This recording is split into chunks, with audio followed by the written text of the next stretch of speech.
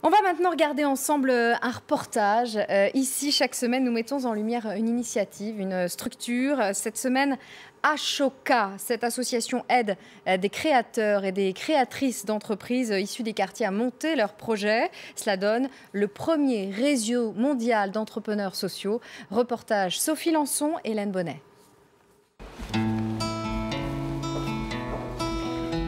Derrière cette porte, un ancien couvent, mais plus de religieux. On travaille dans cet espace ici, vous voyez.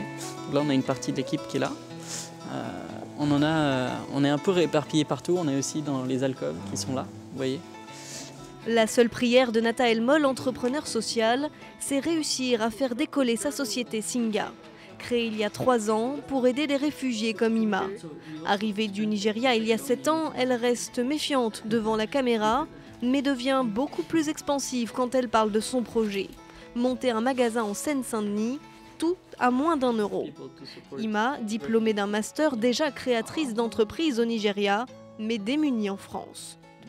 J'ai failli perdre espoir, ils m'ont donné le courage de continuer. Quand j'ai besoin d'un comptable, Singa m'aide à chercher un comptable. Quand c'est un avocat, pareil pour les investisseurs. Mon projet n'est pas encore lancé, mais je suis prête, à 80% maintenant.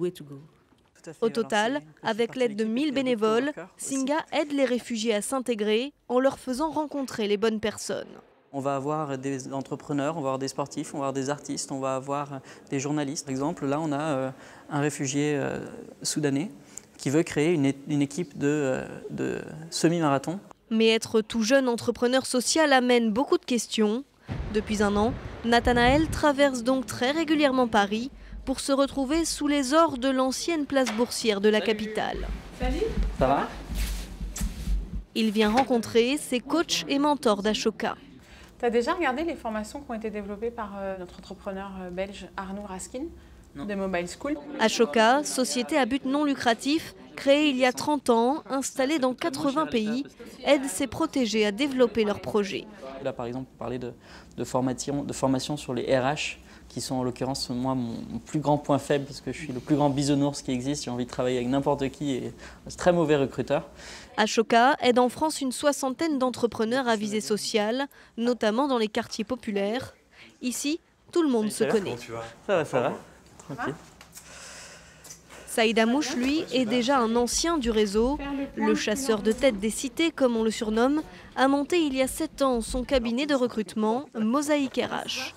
Ce qu'on vient chercher, c'est toujours de la confrontation sur des idées nouvelles qui émergent, sur des points de vue d'ordre juridique, d'ordre financier. C'est aussi ça la force d'Ashoka, c'est avoir une espèce de famille qui est beaucoup dans le partage, dans la communication globale de ce qui marche, de ce qui ne marche pas.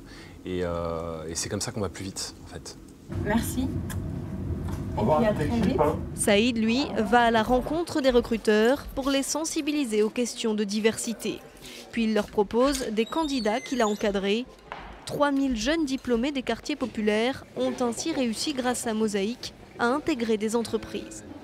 Aujourd'hui, juste à côté de son bureau, c'est jeux de rôle. Nous allons donc travailler sur ces exercices de simulation d'entretien. On va créer des binômes, un recruteur et un candidat. Un candidat se retrouve poussé dans ses retranchements. Moi, qualité professionnelle, je dirais l'organisation. Plus personnelle. Plus personnelle. Alors je dirais, je suis quelqu'un de dynamique, sociable. Alors le recruteur, c'était très bien.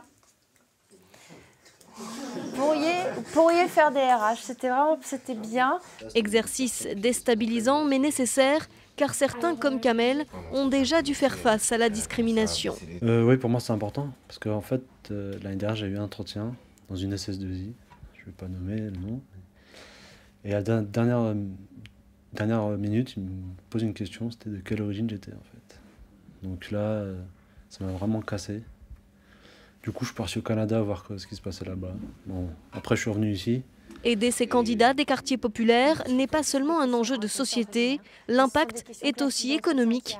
Il permet à la collectivité de sortir ces jeunes du chômage. Tout l'enjeu pour Saïd Amouche, c'est maintenant l'expansion. Il compte ouvrir 9 nouvelles agences d'ici 2 ans. Une phase qui va nécessiter l'aide d'Ashoka. Et comme Saïd, les autres entrepreneurs parrainés par l'association, ici à Paris et dans le monde, sont loin d'avoir du plomb dans l'aile. 10 ans après leur élection, 94% d'entre eux sont toujours à la tête de leur projet. Ashoka, elle aurait pu vous servir quand vous avez monté votre compagnie, ça n'a pas été